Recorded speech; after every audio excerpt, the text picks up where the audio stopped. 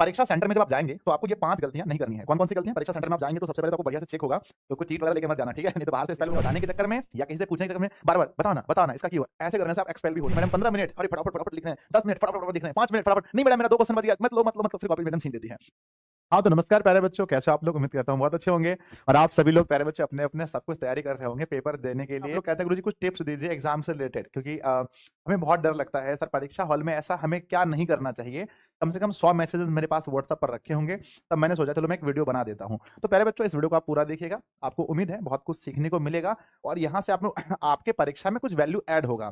तब आप अपने दोस्तों में भी शेयर कर दीजिएगा, क्लास को लाइक करके एक प्यारा सा कमेंट कर दीजिएगा, ठीक है ना? तो मैं प्यारे बच्चों एक बहुत ही छोटे से वीडियो में आपको बताने वाला हूं कि परीक्षा सेंटर में जब आप जाएंगे तो आपको ये 5 गलतियां नहीं करनी है। कौन-कौन सी गलतियां? परीक्षा सेंटर में आप जाएंगे तो सबसे पहले तो आपको बढ़िया से चेक होगा, तो कुछ चीट वगैरह लेके मत जाना, ठीक है? नहीं तो बाहर से एक्सपेल हो जाओगे, है ना? और परीक्षा हॉल में जाना है बच्चों टाइम से पहले। जो आपके एडमिट कार्ड में टाइम दिया है, कोशिश करना 10 मिनट पहले पहुंचने का। इतना दिन पहले बच्चों पढ़ा, तो वो काफ़ी है, अपने आप को ये चीज़ कहना और चोरी के चक्कर में मत रहना और 5 मिनट पहले पहुंचना, ठीक है ना?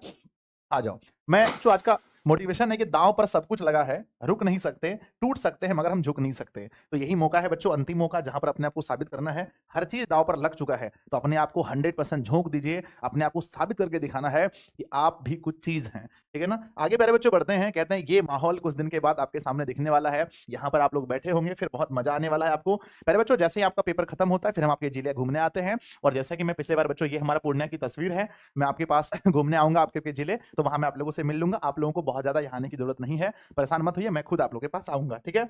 आइए स्टार्ट करते हैं बच्चों। कहते हैं कि परीक्षा हॉल में आपको प्यारे बच्चों जब आप देखेंगे कि जब आपके सामने अधिकारी साहब आएँगे या फिर मजिस्ट्रेट साहब आएँगे, स्कूल के हेडमास्टर साहब आएँगे, आप लोग बैठ कर के एग्ज़ाम देते होंगे, तो आपको सबसे पहला नंबर 1 क्या नहीं करना है, 5 में से अंतिम वाला पॉइंट तो और अच्छा है। सबसे पहला प्यारे बच्चों एग्ज़ाम सेंटर में आप बिल्कुल भी घबराएँ नहीं। है ना? मैंने ऐसे देखा है कि लगभग जो छात्र बहुत अच्छा जानकारी भी रखते हैं, अगर वो लास्ट में घबरा जाते हैं, प्यारे बच्चों घबरा पसीना उनका छूटने लगता है, तो वो जो प्रश्न जानते हैं, वो भी भूल जाते हैं। उन्हें पता नहीं चलता है कि sin स्क्वायर थीटा बराबर क्या होगा? 1 माइनस cos स्क्वायर थीटा होगा या 1 प्लस cos स्क्वायर थीटा होगा, वो भूल जाते हैं। तो नंबर 1 सबसे पहले घबराना नहीं है।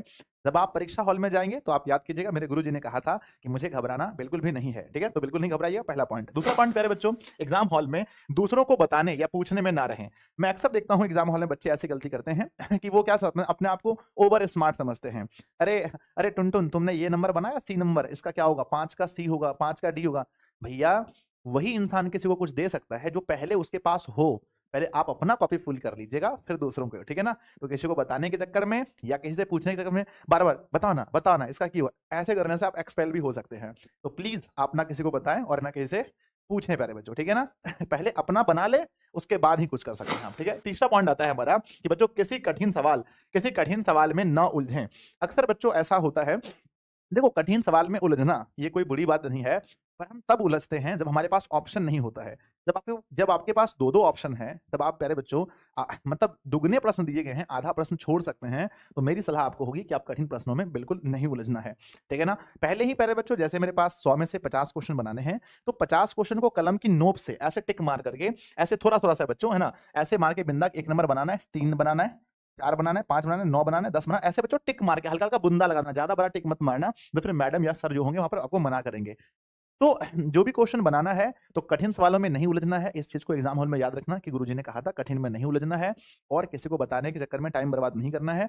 पहला मैंने क्या बोला था? घबराना नहीं है। आइए, पॉइंट नंबर चौथा है विद्यार्थी जी, ज़्यादा कट-कुट ना करें। एग्ज़ाम सेंटर में मैं देखता हूँ बहुत बच्चों को कि बहुत एक्साइटेड होकर के किसी प्रश्न को बहुत तेज़ी से जैसे-तैसे बना देते हैं और फिर 2 मिनट के बाद उसको कट-कुट कर देते हैं।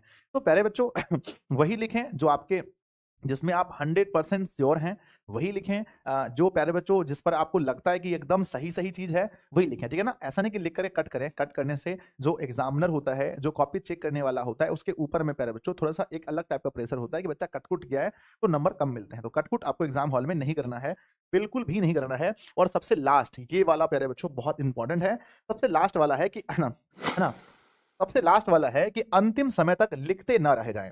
मैं बहुत सारे बच्चों को देखता हूँ कि बच्चों मैडम है ना बोलती है मैडम 15 मिनट, अरे फटाफट लिख रहे हैं, 10 मिनट फटाफट लिख रहे हैं, 5 मिनट फटाफट, नहीं मैडम मेरा 2 क्वेश्चन बच गया, मत लो, फिर कॉपी मैडम छीन लेती है। तो पहले बच्चों कॉपी को कैसे भरना है?